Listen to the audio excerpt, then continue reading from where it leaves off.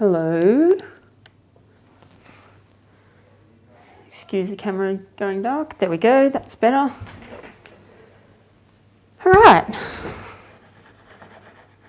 Let's adjust everything. This light is being annoying.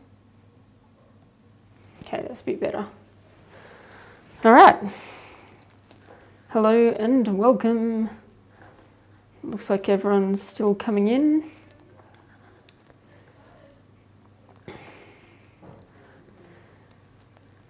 Yeah.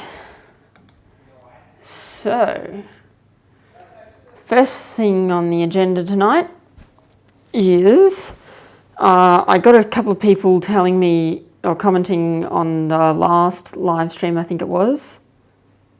Maybe it was 2 ago.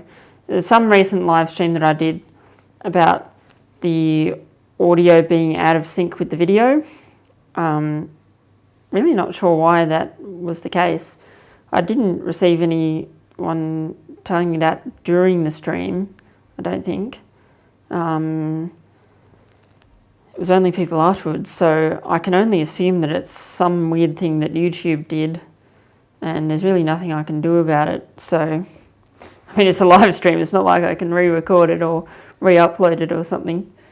So yeah, apologies about that, but I've changed the latency setting on this stream. Previously I'd had it on, I think, what they call normal latency, and you can choose between normal, low and ultra low, with supposed decreasing image quality as you go down. I've switched from normal to low latency, so if that does anything to fix it, I don't know, hopefully. But yeah, I cannot see anything in the chat at all, and it doesn't look like I can comment on it either, so this is weird.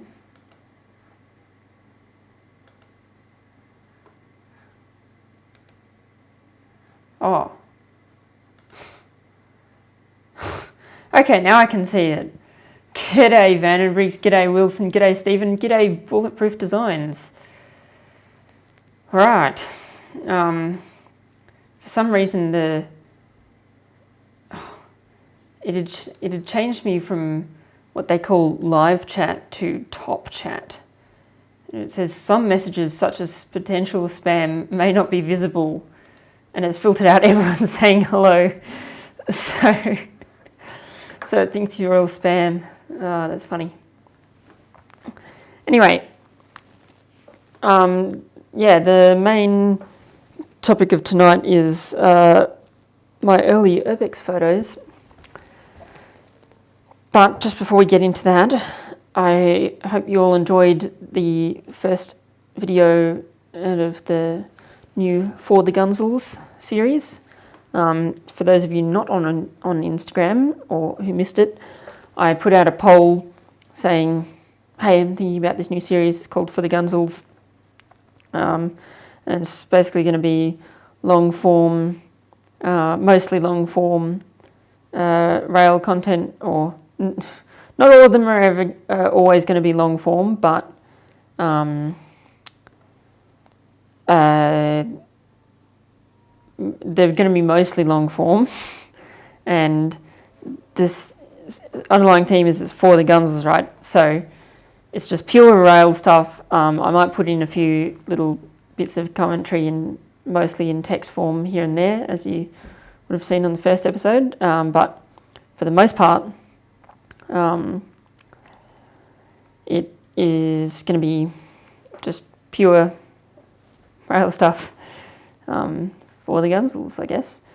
And I guess briefly how I've sort of come up with that idea is, firstly, I've got a whole bunch of random rail footage lying around that, might as well share it.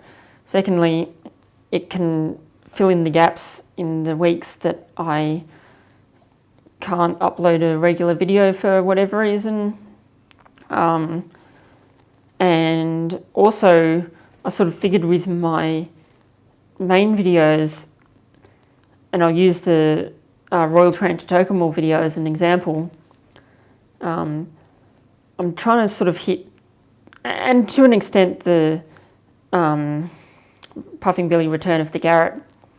So I'm trying to hit two audiences at the same time. I'm trying to hit the hardcore rail enthusiast and also the person who might be interested in railways but isn't quite as deeply involved as a so-called gunzel, right? And so when I'm trying to balance those two audiences, they're a bit different, right? So the main videos are going to be more targeted towards, from now on, they're going to be more targeted towards a more general audience, still specialist, but more general. And then the For the Gunzels videos are going to be the hardcore. So you'll still get a lot of Gunsy Killer stuff in the regular videos, but things such as long clips of steam engine rides, long clips of engine noise, all that sort of stuff, you know. That's what you're getting For the Gunzels, and so I think that means that everyone wins in the end. So yeah, that's that. Yeah, so first episode was Sunset Steam Train Ride from Flinders Street to Newport, real time. And the second one, which is going to be coming out this Sunday, is going to be like a 40 or 50 minute video of just footage I got from when the rail grinder came down to the Sandringham line. So that will be pretty cool, and I hope you all enjoy.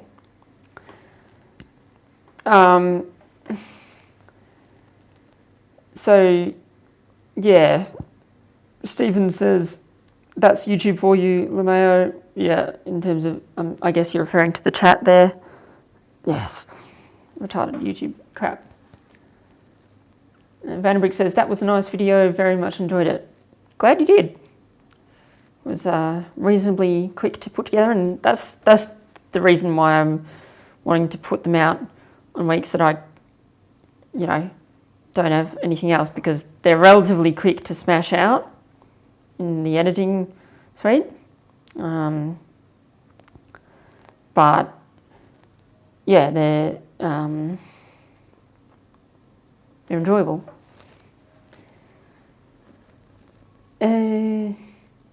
Stephen said the sunset was much nicer in the flesh. Always is. Will there be one of the Tate one day, says Vandenbricks.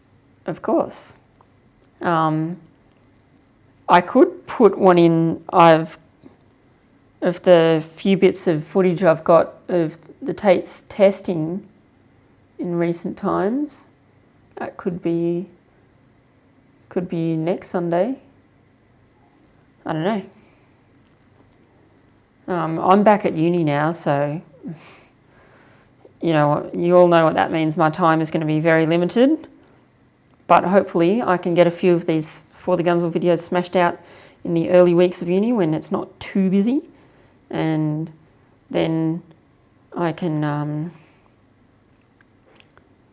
yeah, just put them out over time.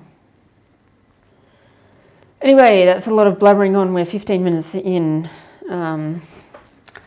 Let's go to Lightroom. There we go. So, the first photo is already highlighted. Let's go to this one. So yeah, these are going to be all my early Urbex photos, and look, there's a little bit of location blabbing around down the side here. It's not going to be too much, and a lot of these places are demolished now anyways, so I don't care about releasing the location, but yeah, if there's any place that is not completely demolished, then just be good to it, all right? Don't trash it and don't share it to the wrong person, the wrong kind of people. So, yeah, we're starting. This was my very first Urbex photo ever. I had heard of Urbex before this, and I think I had done a little bit of Urbex, although I didn't really know it at the time. Like, there was an abandoned house not too far from me that was just sitting there for many years, and because I moved to this area around 10-ish years ago, something like that, and I remember going with my dad because he did a bit of Urbex in his youth, although he didn't. It was more draining, going down drains, and he didn't know the term Urbex, but where I'm getting at is that he said to me, "Oh, do you want to go check out this house? I think it's abandoned. You know, go in and see what it's like." And so we did. It wasn't anything too exciting, but you know. So the story behind this first day was that Les and I, we met in year 7, and then at the end of year 8, I left the school, the same school as him, and I went to a different school that was closer, much closer to me, and then we sort of fell out of contact for a bit. We still had each other's numbers and whatnot, but yeah, we used to do a lot more together, and then we just fell apart for various reasons. And then this was in year 9, was it year 10? 2015. I was in year 11. There you go, year 11. Okay, so we didn't really talk from year 9 to year 11, so 2-ish years, and then Les messaged me out the blue and said, "Hey, I'm going Urbexing. Do you want to come catch up?" I said, "Sure." And this was our first explore. It was an abandoned house in Hyatt. Nothing too exciting, but the early days for both of us. Obviously my first. I'm just going to sort of slowly or quickly flick through these. It was a pretty trashed house, and you know what? I think this one is still there. Maybe it isn't. I forget exactly where it is, but maybe it's demolished now, but it was such an eyesore, an actual eyesore, and there's plenty of so-called eyesores by the media that aren't actually, but this one was like, yeah, yuck. I can see why. A lot of drug use happening in this house. So it was semi-interesting. Those cobwebs are all black, which can only mean one thing. Someone's set fire or tried to set fire to the house. There you go. So, someone set fire to a chair, probably hoping to burn down the house, but obviously failed. Didn't get very far. A few bongs on the old heater, as you do. G'day, Sam. Yeah, as I said, nothing too exciting, but just Yeah, it's my first explore. And that's a fairly artsy shot. Oh yeah, gotta love the big cleaver. Hose, we all know what that's for. Watering the garden, of course.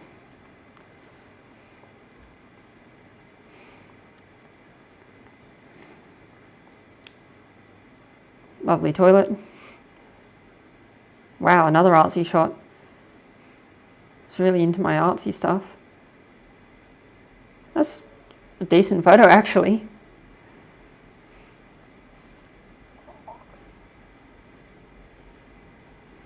Oh yeah, of course. Aioli, alright. Just dust everywhere. Disgusting greasy oven. Oh, there I am. Lighting a match. 5 and a bit years ago.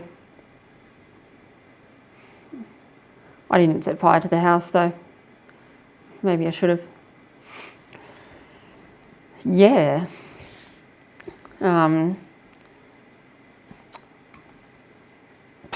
Hyatt House. Nothing out of the ordinary in Hyatt, says Van Bricks. Yeah. No, Hyatt's a decent place for the most part, but there's a few, what do you call it, like drug holes. Actually, let's skip to Port Melbourne car park. I think this was the second explorer out of on the day, because we did the house in the morning, and then I think we went into the city, got lunch, and then came to this car park, which I think is demolished. Maybe it isn't. I don't know. It's nothing too exciting. Most of these early Urbex spots were not too exciting, but one was, and I'll get to that. One was exciting. A few black and white photos. Oh, this, if I can find,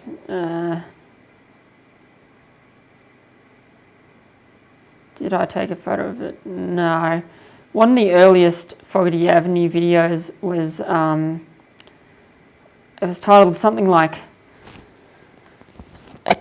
Exploding Apple Juice Rocket or something like that. But a bit of trivia for you, it was the very first Fogarty Avenue video that I appeared in. And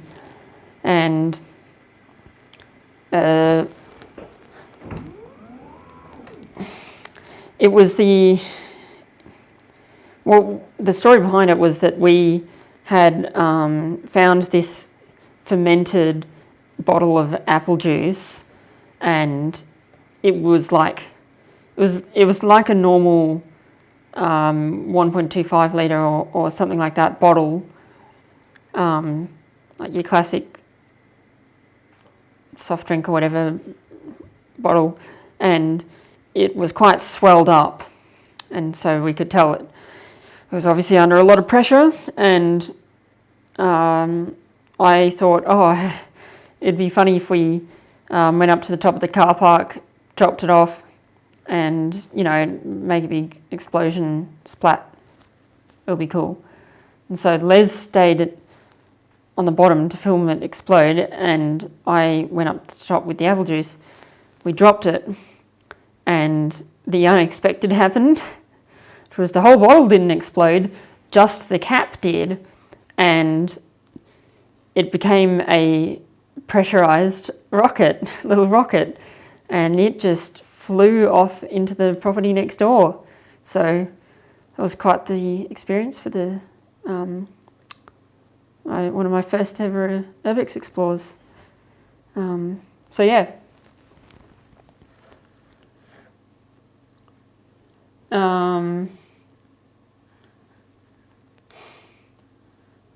Vandenbrink says, we've found bongs at my school. Yeah, not too surprised. I'd say most schools you could find a bong or two if you looked hard enough, but if you go to school around Hyatt, then maybe they're extra common. Brian says, was that in the staff room? Maybe. Sam says, I've only ever been through Hyatt once, and most of it looked pretty modern and flash. Haha. Yeah, if you go down the main street of Hyatt, everything looks pretty flash, but then you go off the beaten path and yeah. But yeah, it's not a bad area overall. It's actually pretty good. The exploding apple juice bottle, the mayo, yeah. So I'm guessing you've seen the original video. Sam says, I guess most cities, suburbs and towns have good and bad areas though. Yeah, of course. Yeah, so exploding apple juice. Port Melbourne warehouses, these were right next door to the car park. These are definitely demolished now. These were demolished not too long after we went there. Cool looking electrical cabinet. That's one thing that I like to photograph a lot on my explores, is like old electrical cabinets and that sort of thing. It's a little bit blurry, but yeah. Perhaps that's less blurry. Oh, still a bit blurry. Strictly women only. All right. Can bet where I went. Making myself sound like a horny teenager. It wasn't that bad. But it is one thing when you go urbexing, is if there's women and men's toilets, you'll go into both.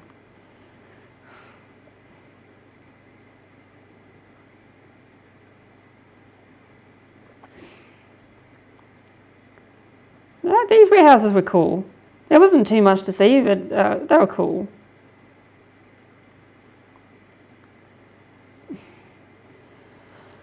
That was a common theme, burnt stuff. Asbestos. What else would you find in an abandoned building?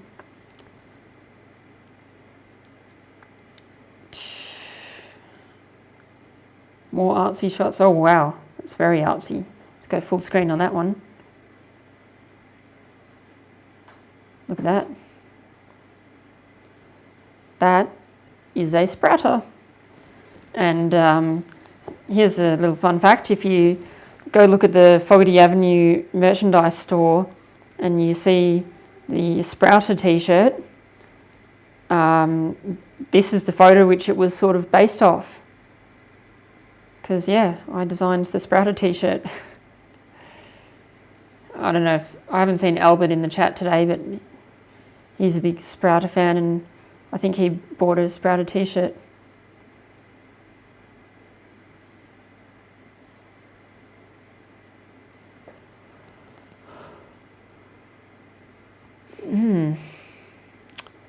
It's an emergency eye wash sink.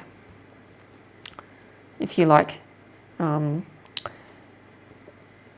get chemicals in your eyes and you just need to wash them out real quick, that's what that's for.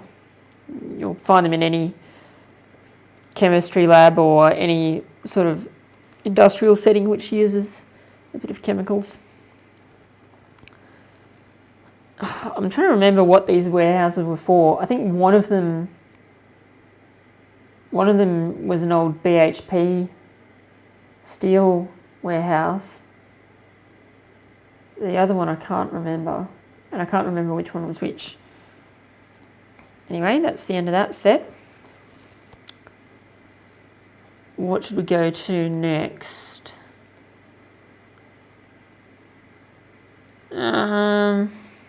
Frankston A-bands, maybe, if we're on the topic of not so flash areas of Melbourne.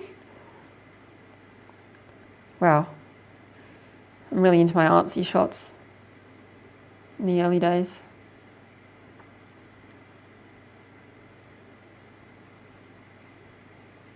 What was this place? I think, well, that was a church, I think. That is the old Savers. The good old Frankston Savers. That's now been completely redeveloped. That was a classic old abandoned place. Those photos were before it was trashed. It got ultra trashed in the end. To the point where water was flowing down the escalators. If I can go there. Yeah, water, somebody, I think somebody got the fire hose and like just cut the pipe open, or something like that. They burst the pipe in some manner, and Les and I got there and got there as it was flooding, and prior to that it had just been open and rampant for ages, and yeah, water was literally flowing down the escalators almost like a waterfall, a small little waterfall, and the water was like flowing out onto the street, so people had obviously called the cops and the fire brigade and whatnot. But yeah, we were actually inside, and then I think I went to the top of the escalators and looked out to see a police car and was like, oh, whoops, we should get out of here. And we did, and it was like on the news, I think, the next day. And it was boarded up, and you couldn't really get in there for the rest of its. I mean, it opened up occasionally, but for the most part, that was the end of its reign as an Urbex spot. But now it's redeveloped, which is good. Please do not put rubbish in here anymore. Well, it looks like there's a few bits of rubbish there. Tells someone not to do something, and that's exactly what they'll do. An old exhaust fan that's looking pretty caked.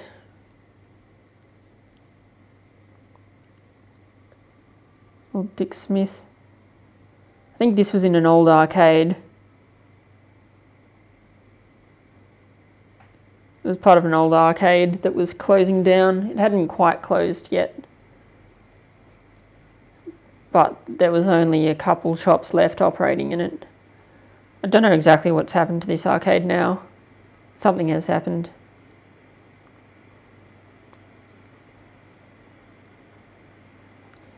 Don't know why I took a photo of Taco Bell.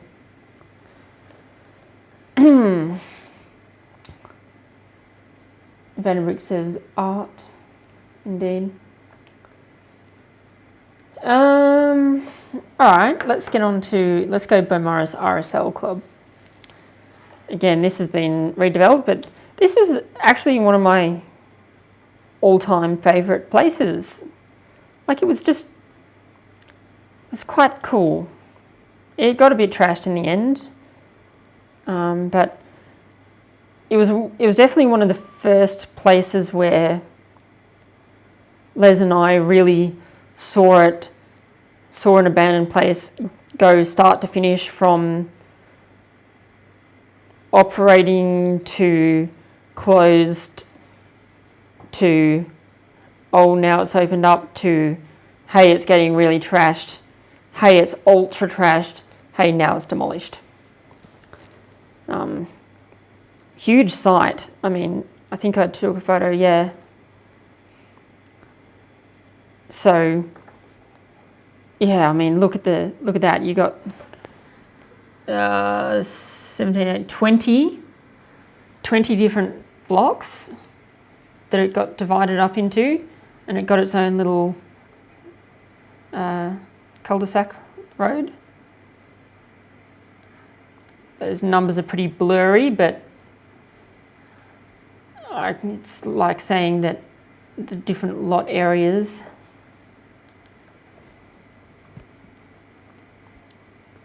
I remember seeing old brochures in there.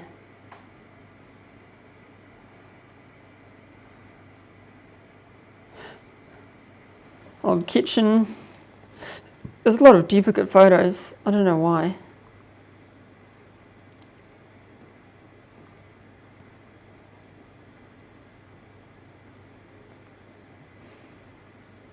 Jesus, heaps of duplicate photos. Let's just go grid view, and then hopefully I can scroll through them a little easier, get to the interesting photos. Here's a semi-interesting one. You can see nice old design.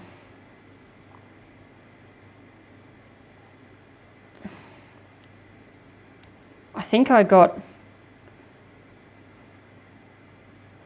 I pulled out an old transformer from a microwave from that building, because like 5 years ago I wanted to build an electric arc furnace, never got round to it. Still got the transformers, but never got round to it.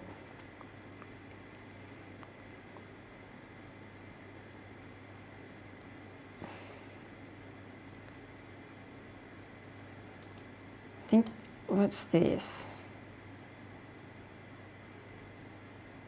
What is that? It looks like some exhaust piece or something. Don't know.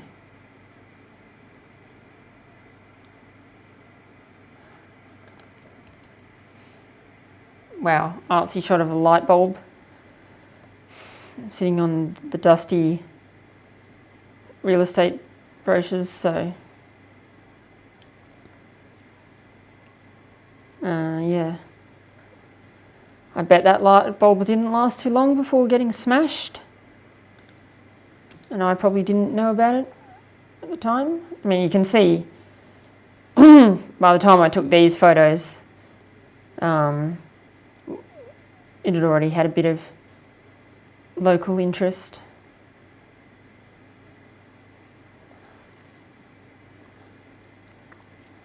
Brian says, I miss Dick Smiths of the 80s.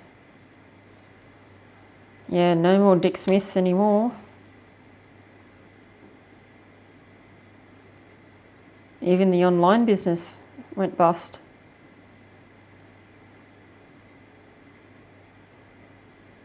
It's a little bit slow to scroll through these, but that was a nice room. It was a great sunset viewing room, and it was cool to just see this like huge RSL in the middle of Beaumaris, which is a fairly built up suburb, like not ultra built up, but you know, built up enough that you don't see such a big property anymore. I mean, look what happened to it. It just got subdivided to oblivion into 20 lots. They're not ultra small lots either. Like, I mean, they're not gigantic, but they're not ultra small either. Oh yeah, here we go. I remember this. We bumped into some local retards who were going to spray fire extinguishers and stuff, and no, this is what I was looking for. Yeah, so we were like, look, we don't condone the use of fire extinguishers for, you know, just squirting them out for the sake of it. But if you're going to do it, at least let us photograph it. So they said, yeah, all right. So that's what we did. And oh gosh, I remember the room just got filled with this fire retardant, and it just got all in the air, and like you couldn't breathe. I mean, yeah, that's at the end. You can see all the retardant. I mean, yeah. It's obviously very effective at fires if we can't breathe.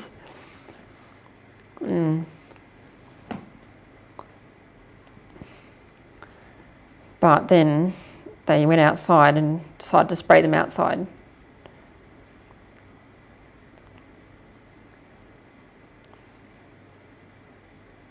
And more fire extinguisher stuff. Oh, whoa.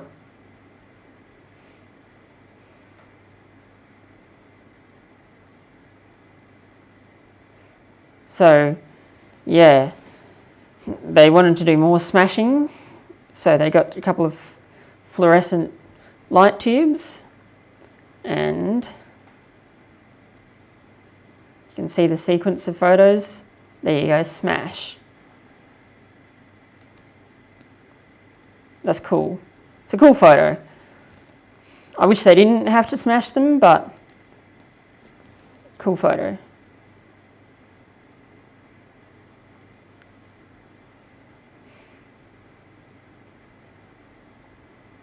Oh, they're even wearing a school uniform. Where did they go? Some private school, I bet. Let's go back to... Oh, he's blocking. I think that's Mentone Grammar. I might be wrong. If anyone can recognise that uniform, let us know. Electrical cabinet. Poppies.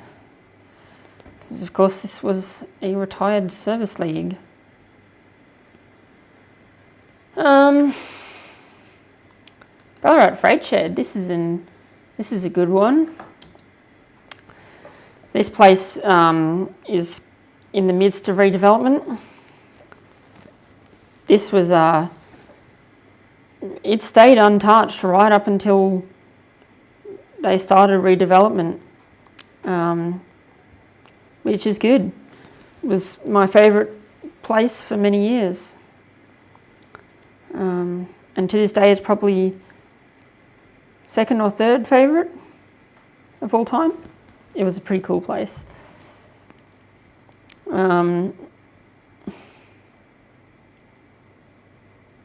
Yeah, and oh, that was you can see this was the old Ballarat yard. I'm pretty sure this is all a big car park now. You can see the old Australian National car carrier there, formerly used on the Overland. The old signal box and the old semaphore signals. It's cool. Lots of cool stuff in that photo. Yeah, the freight shed was really one of those places that was hidden in plain sight. And it was, yeah, I mean, I think we'd come to Ballarat for the sake of it, and then I was just like, hey, look, let's just check out the freight shed, because, you know, we like trains. And so then peered through the door and saw, oh, it's abandoned. Can we get in? And the answer was not easily, but do I have a photo? My bag. I mean, this was just the outer part, and then we're inside. Okay, so let's go back. to, probably this photo. So around here, you can see that there's a bit of a gap under the door. Now, that gap was just big enough so that I could fit underneath, and but Les couldn't. Les was quite obese back then. He probably could fit through now, but while I was in there, he was like, oh, I really want to come in, it looks pretty cool. Can you find anything that we could use to like just dig the hole out just a little bit more? And I looked around and I was like, there's not much. There's like a big steel pipe and a spoon. Will that do? And the answer was, yes, it'll do. So we used the steel pipe to sort of smash up the rocks a bit, and then used the spoon to dig out. And it wasn't a big spoon either, it was like a teaspoon. And we're just at the door of this freight shed digging out a hole with a spoon. And occasionally a train would pull in and a bunch of commuters would get off, and we'd just, stop for a minute and go, oh yeah, we're just minding our own business. It's all right. Then the commuters go and we keep digging, and yeah. A good old friend of mine, who I met him after this, wasn't long after this, after first discovering the freight shed, but I'd put a photo of it on Instagram, and he sent me a message saying, where is this? And I could see in his bio that he lived in Ballarat, and I didn't want to just give him the location, so I think I told him no at first, but then we got chatting, and eventually I was like, look, it's somewhere in Ballarat. If you meet me at the station on the weekend, I'm wanting to go back there anyway, so you might as well join me. And he was like, yep, all right. And I met him at the station. He told me he almost didn't rock up, but he was glad he did in the end. And he was like, oh, okay, so where is this place? I'm like, over here. We walked over and he's like, what? It's like centre of Ballarat at the station. Yeah. So, yeah, back to this story of digging out the hole with the spoon. We eventually accomplished it after, I'd say a good 45 minutes of digging. And Les eventually managed to squeeze underneath, and we spent a good couple of hours in there. So it was cool. Vanderbrick says, no, that's Sandringham College. Ah, right. I knew I recognised it. Sandy College. Well, there you go. Public school, not private school. But also Sandy College. The calibre of students there, let's just say, for a lot of them, that sort of thing would be not unexpected.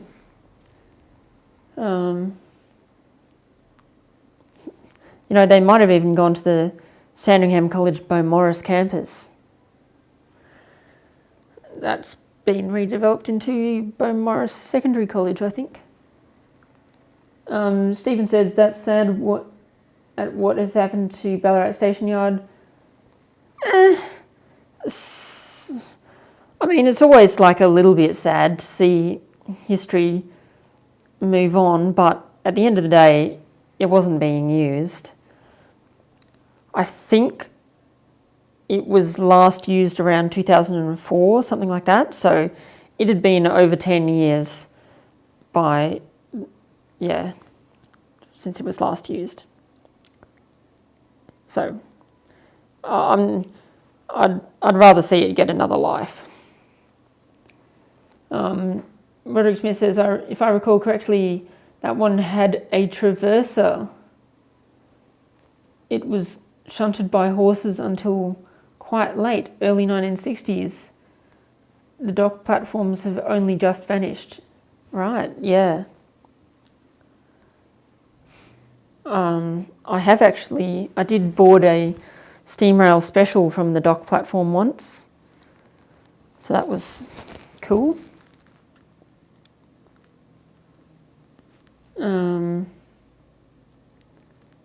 There was a jail prisoner who was sufficiently slim that he could escape through the food slot. Okay. Must be pretty skinny. And Brian says there is a feed mill that is shut down here. Would make for a great Urbex before it gets redeveloped. All right. Yeah, I'll have to check it out. Vandenbroek says, wannabe private school. Yeah. Yeah, you're right.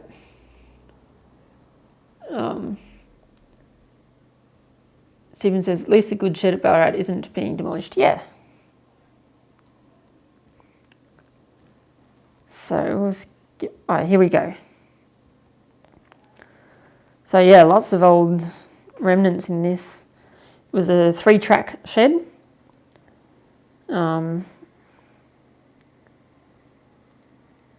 There's an old V-line stencil.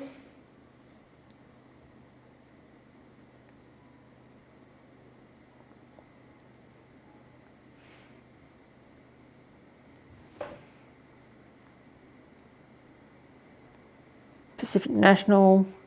I think, yeah, here we go.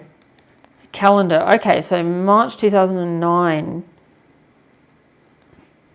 So I don't think it was actually being used for actual like shunting and storing of wagons by that point. It was just administrative stuff.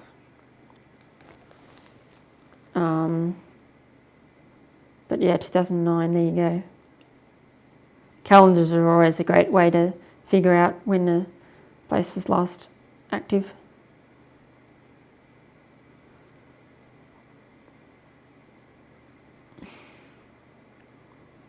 Although with the rise of digital calendars, you don't see old physical calendars much anymore.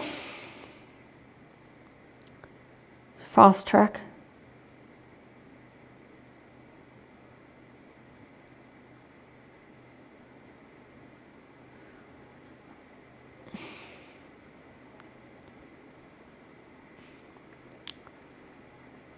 Gee, old documents, what's that?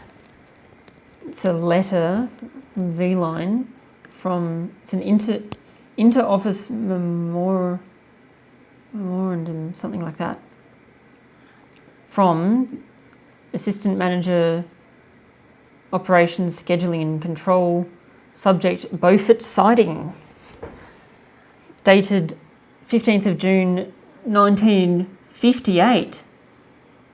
No, 88. It's V-Line, it's got to be 88. Yeah.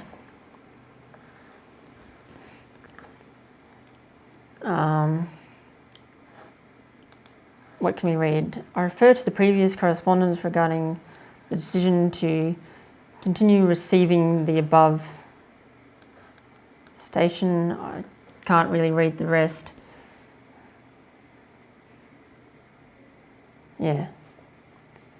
Scales and lots of old stickers.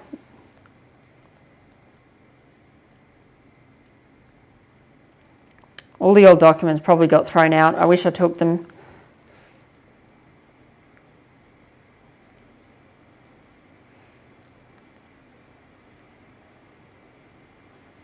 Mildura.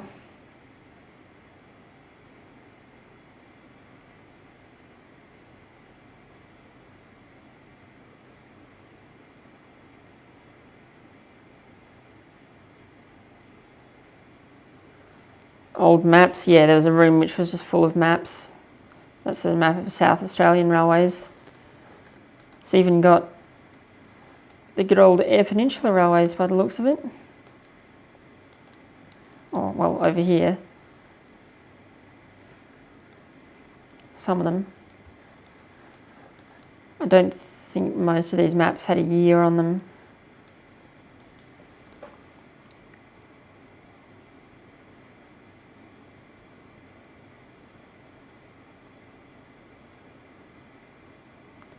There you go, Metropolitan Melbourne.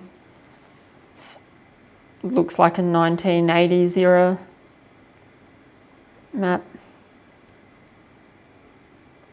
I mean, is there anything which tells us exactly? I mean,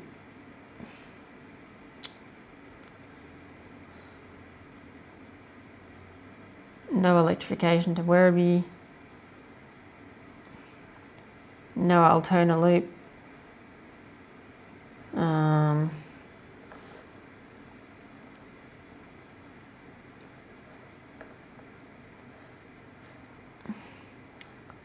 Let's see.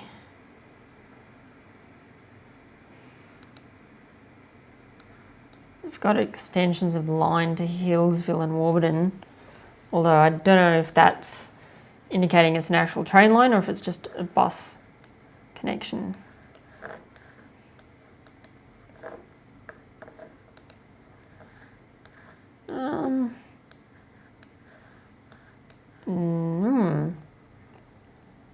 Electrification stops at Layla by the looks of it.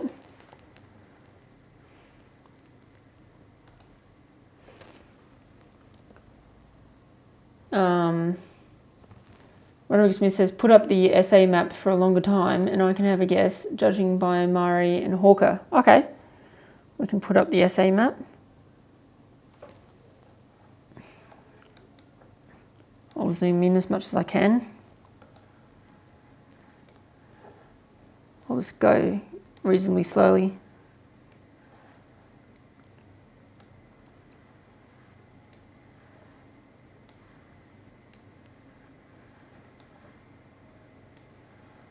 Yeah, it's got the line to Murray. There's no branch off from Tarcoola, so gives us some indication.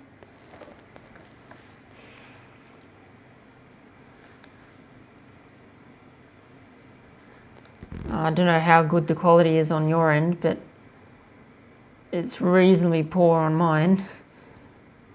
So I'm trying to work out if I can... These station names are also blurry, but perhaps...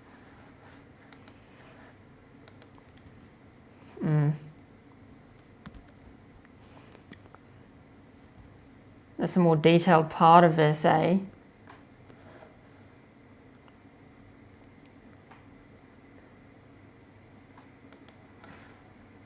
Got Woolshed Flat, Corn, Lochra. So part of that Murray line.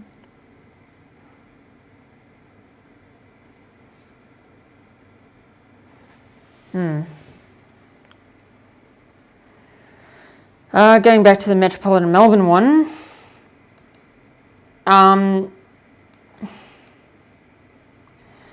Pakenham isn't on there directly, no. But we've got a line to Warragul. So, and it looks like it's got a different marking, which, do we have a key? Electrified mainline route, yep. Okay. So we've still got electrification as far as Warragul. And we've got a line as far as Nyora, at least. On Metropolitan Melbourne.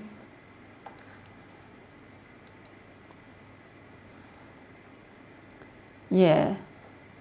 So any guesses from Melbourne?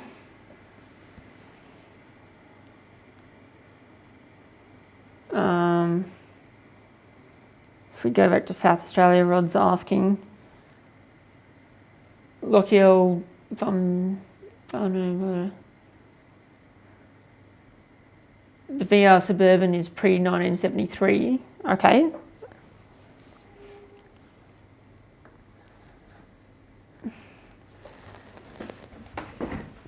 I do have in another folder somewhere detailed scans of these maps. Is it...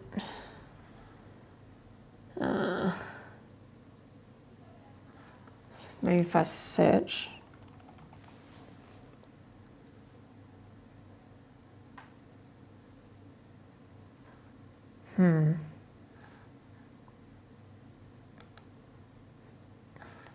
This is the same place, but just a different visit.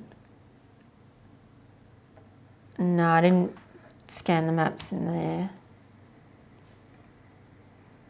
That's a cool poster though. From the VR. But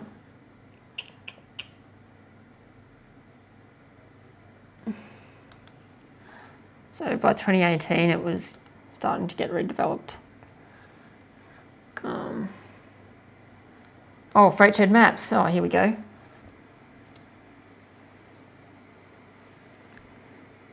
Well, that's a clearer view of that map.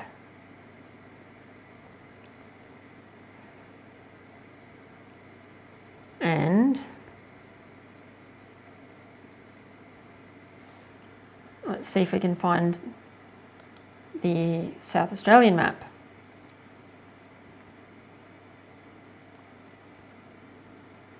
I mean, yes, this is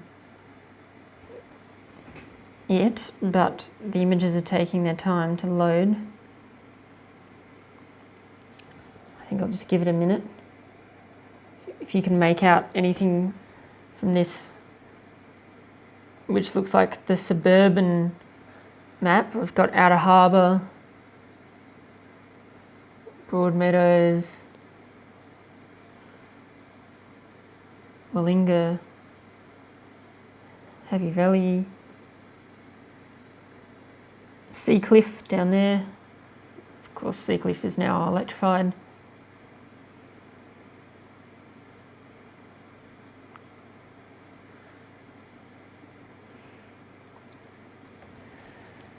Let's move on. Oh, here's a section of the line north of Murray. Look at this, we've got really... Now I'm glad that I scanned these with a handheld scanner.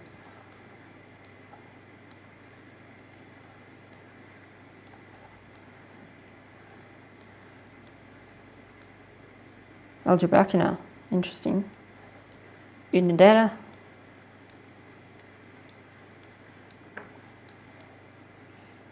Okay, that's the edge of that. If I go down here, whoa, let's zoom out a tad. There you go, you should have a much better view of all of the station names.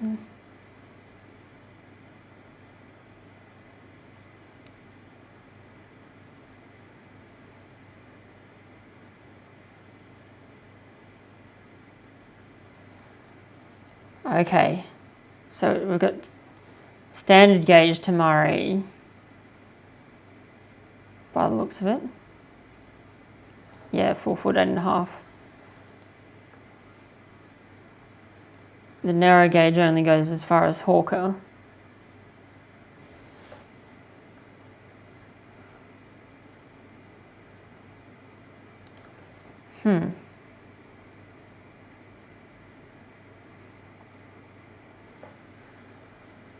Let's see.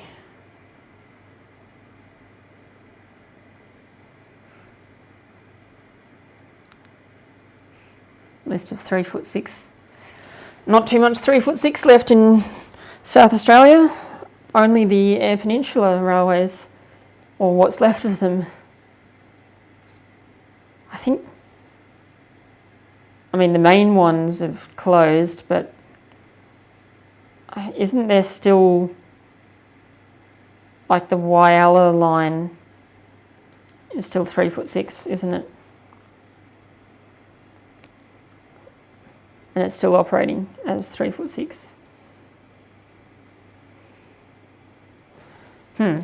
Anyway, I think that's enough of the maps.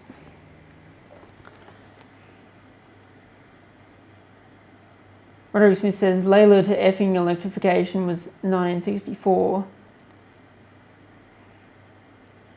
The Wollonga line closed in 1969. Look at Morgan and Robertstown. Look for Morgan. Whereabouts would I find Morgan? I'm not ultra familiar with South Australia. But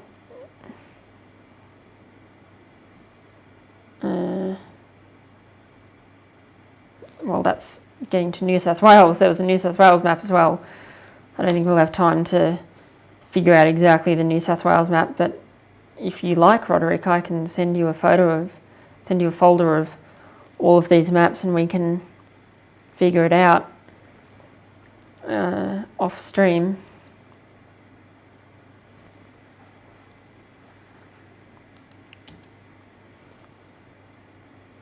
Get back to everyone next stream.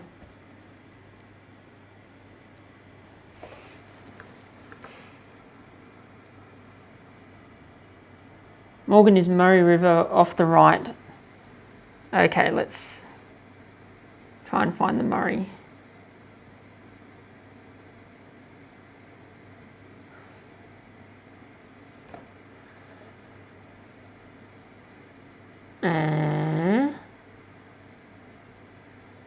Morgan.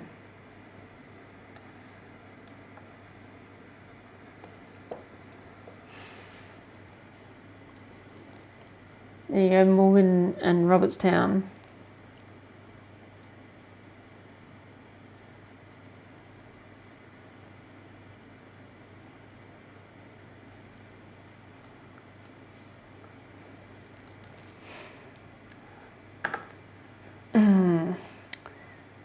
All right, that's enough of the maps for now. I think we'll just go back. And do we have time for one more? It's 10:05.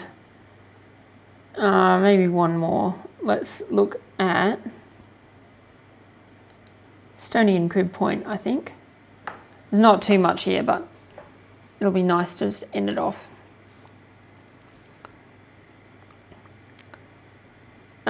Yeah, offline works. You mustn't bore the rest of the viewers. Note the map is miles pre-1974. Well, if Morgan went in the 60s, then yeah, we've still got Morgan. Anyway, Stony Point, classic station. Really, Stony Point is the last of its kind in a lot of ways. You know, it's an outer suburban branch line, and yeah, it's been closed and reopened a couple times, but still going. And yeah, nice little sprinter there. You can even, I think Stony Point is the last place that you can catch a single sprinter on a regularly scheduled run. Everywhere else is at least two. I don't think there are any other scheduled single car sprinter runs.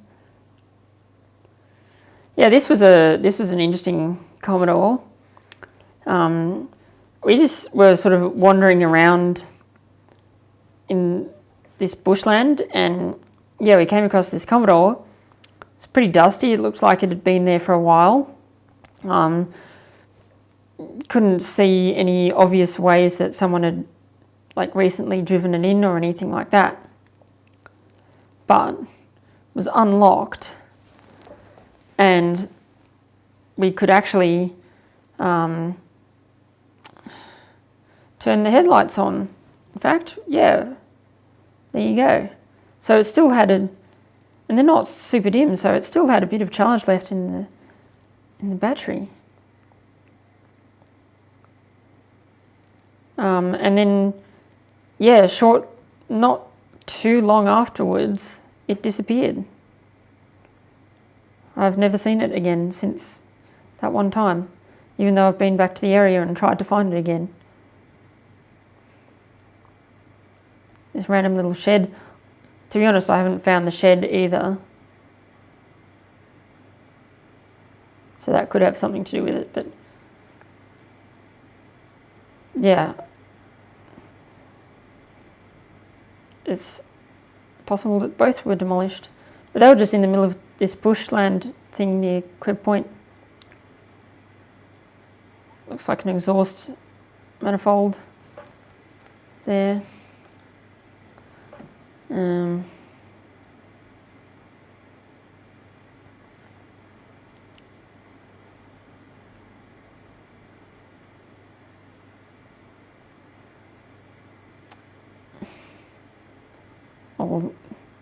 Yeah, this is the old BP tank thing, which is operated as a maritime history centre. Yeah, okay. I think that just about wraps it up. As I'm wrapping it up, I'll show you these pictures of the Dockland control tower, which, you know, it's another little thing, not too much, but you can see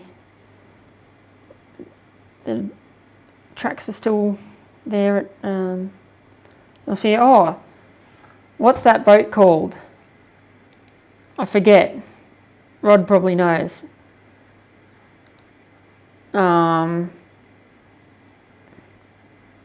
It's got the masts there. I forget what it's called, but it's something like it's a relatively well-known boat. Almadopal, is that the name? It must be.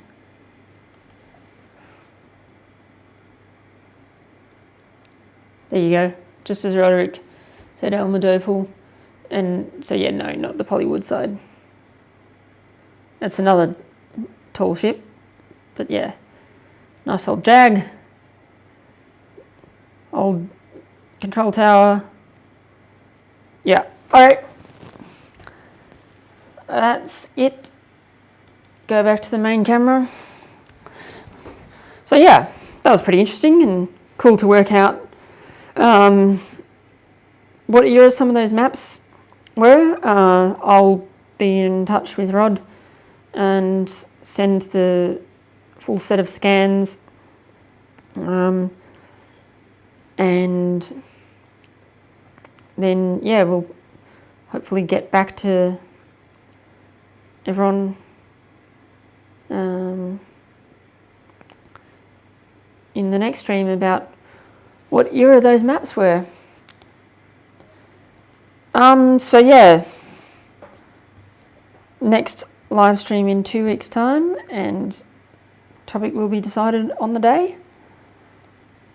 And I had hoped to be in Echuca or something like that tonight, but obviously lockdown has prohibited that, so that trip that I was going on has been postponed to November. So yeah, anyway, thanks for watching. Enjoy the rail grinder on Sunday, and we'll see how things go with other videos going forwards, but you should get at least something every Sunday. Okay, bye bye. Have a good night, everyone.